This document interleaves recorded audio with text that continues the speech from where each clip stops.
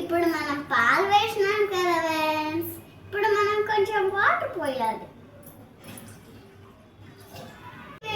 Friends.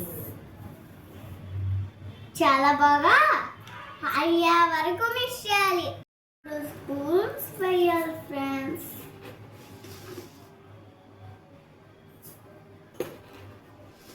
ఏం వేస్తున్నావు చెప్పు. చూసారా, మనం చక్కెర వేసినాం.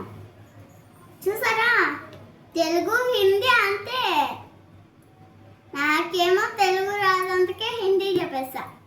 చూసారా, ఇప్పుడు మనం ఏం వేయాలి అని ఆలోచించాలి. అర్థమైందా? ఇప్పుడు ఒక ముక్క అల్లం వేయాలి ఫ్రెండ్స్. చూసారా, అల్లం ఎలా వెళ్తుందో. వేయడం వల్ల మనకు జరం కాదు ఫ్రెండ్స్. ఇప్పుడు అర్థమైందా? టీ ఉడకడానికి 5 minutes ఫ్రెండ్స్. ఇప్పుడు మీకు అర్థమైందా? అన్నీ నేర్పించినాను. ఇప్పుడు మళ్ళీ నేర్పిస్తాను. నా చేతులతో టీ చేస్తున్నాను ఫ్రెండ్స్. చాలా టేస్టీగా ఉంటుంది. మీరు కూడా కావాలంటే మీ పిల్లలతో చేసుకోండి.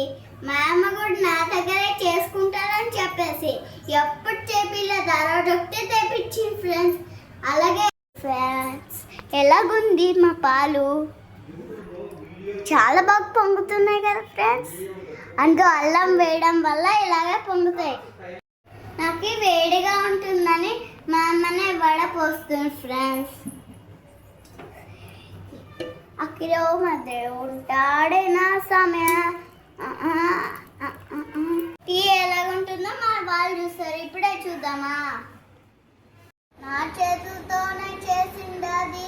చాలా బాగుంది మమ్మీ.